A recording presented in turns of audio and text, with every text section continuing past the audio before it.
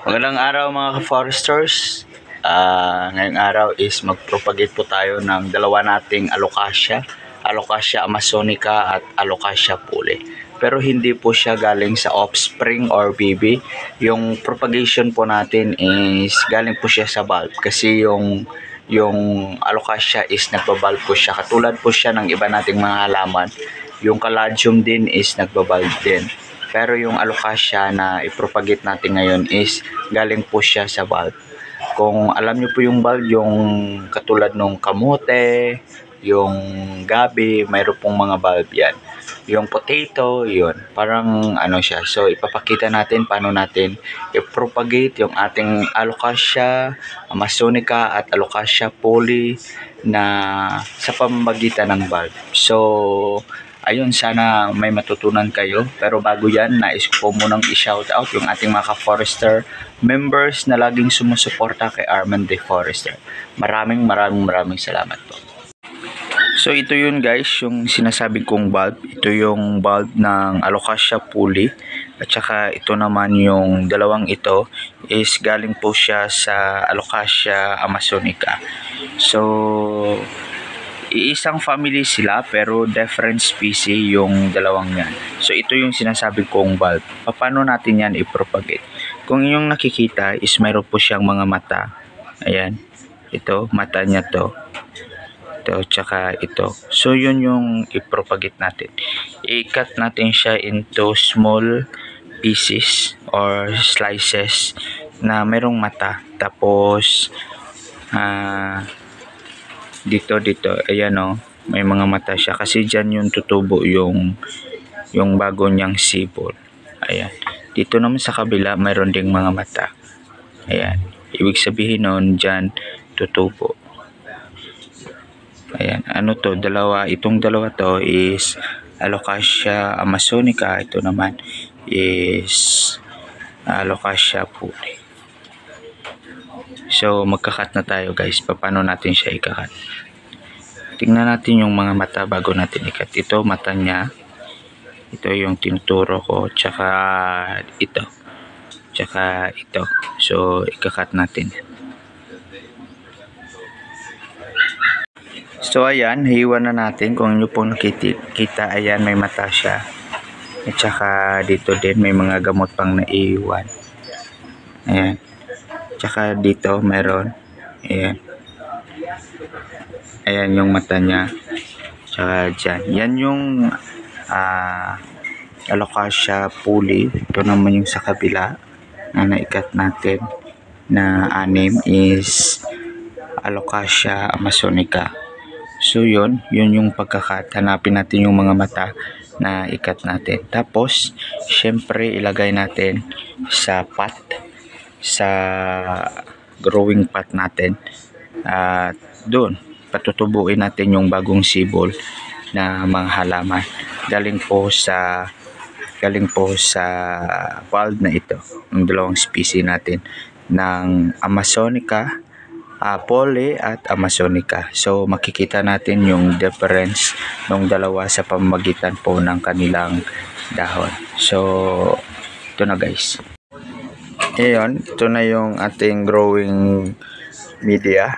Yung growing media natin is merong pumice, may reversan, meron po siyang burmi, tsaka meron po siyang carbonized rasal. Yung pumice natin is medium yung pumice, tsaka meron ding small na pumice na nilagay natin. Bakit nga ba nilagyan natin? At tsaka meron itong burmi. So ito yung growing media natin. Patubuin natin yung ating dalawang species ng alocasia. So yung gagawin natin, ilublob lang natin siya sa lupa. Yan, ito katulad nito. Ayan. Bahala na siya dyan kung paano siya tutubo. Hindi, joke lang. Hindi. Tutubo na naman yan kasi magsisibol yan guys. Tsaka ganyan yung mga karakteristik ng ating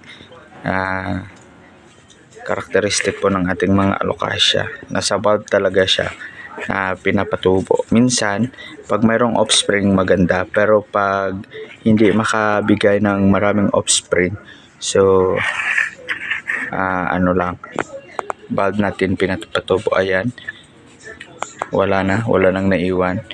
Yung makikita is aerial view niya is lupa. So wag muna nating diligan o lagyan ng tubig kasi yung soil media natin is may moisture naman.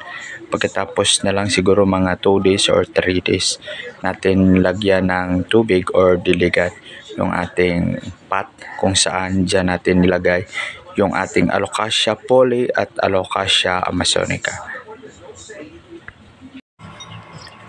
Ayan mga ka-forester, after 46 days of counting, yan na po sila, yung ating na-propagate from bulb na Alocasia amazonica, tsaka ito is Alocasia poli. So kung nakikita nyo, yan na po yung update nila after 46 days of counting.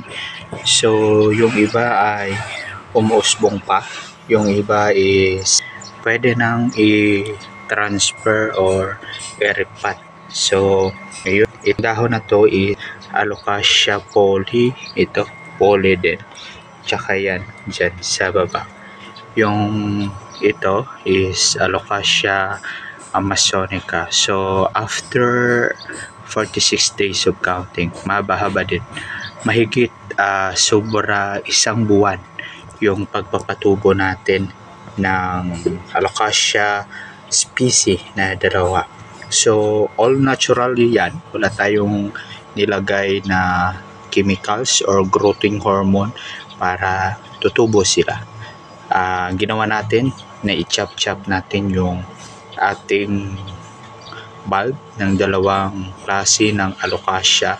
So ayan na sila, yan na yung ready to repat na mga tanim natin or Alocasia poli at saka Alocasia amazonica. Ayun mga ka-forester, sa lahat ng nanonood at sumusuporta kay Arman D. Forester, maraming salamat po. Sana may nakuha po kayong technique or may nakuha po kayong kaalaman kung paano natin pinapatubo yung ating Alocasia sa pamamagitan ng bulb.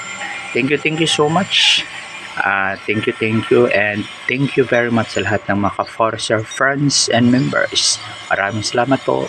Kung hindi pa po kayo subscribe sa ating channel, please do subscribe and click the notification bell para updated po kayo sa susunod nating content. Maraming salamat po.